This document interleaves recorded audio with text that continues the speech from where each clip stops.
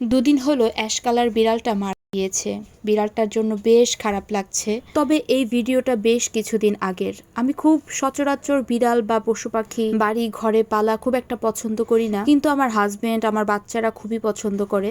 কিন্তু বিড়ালগুলোকে প্রতিদিনই দেখতে দেখতে মনে অন্যরকম একটা টান হয়ে গিয়েছিল। প্রতিদিন সকাল হতেই দরজার সামনে এসে বসে থাকে, কখন আমার হাজবেন্ড ঘুম থেকে উঠবে, তাদেরকে খাবার দিবে।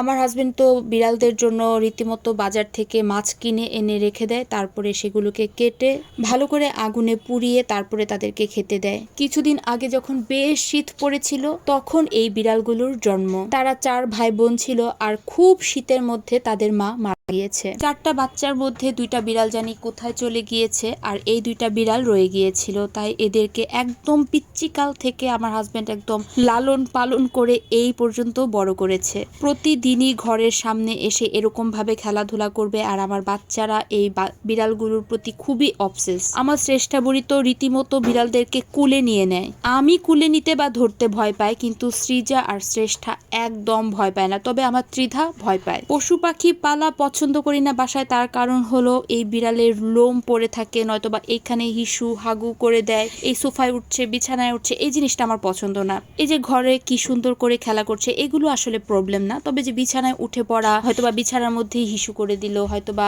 পাপোশের উপরে হাগু করে দিল, এগুলো আসলে একদমই আমার পছন্দ হয় না। এর জন্যই আসলে আমার বিড়াল বা কোনো পশু পাখি ঘরে পালা পছন্দ হয় না। যাই হোক, কথাতেই আছে চোখের সামনে দেখতে দেখতে যে কোনো জিনিসের উপরই এমনিতেই মায়া জন্মে যায়। আর এগুলো তো জলজ্জন্ত একটা পশু, তার মধ্যে অবুঝ পশু। তাদের কাছে মানুষের সঙ্গটাই আসলে অনেক কিছু। তারা পছন্দ করে মানুষের সাথে থাকতে, তাদেরকে যারা ভালোবাসে তাদের সাথে থাকতে বেশি তারা পছন্দ করে। আর হঠাৎ করেই যে বিড়ালটা মারা যাবে আমরা কেউ বুঝতেই পারিনি। 2 দিন ধরেই একটু অসুস্থ ছিল। 2 দিন আগে আমার ঘরে খাটের তলায় এসে শুয়েছিল, সারা দিন ধরে আমার লাগেজের উপরে শুয়েছিল। তারপর খাটের নিচ থেকে বের করে তারা যেখানে অ্যাকচুয়ালি থাকে সেখানে রেখে আসা হয়েছে।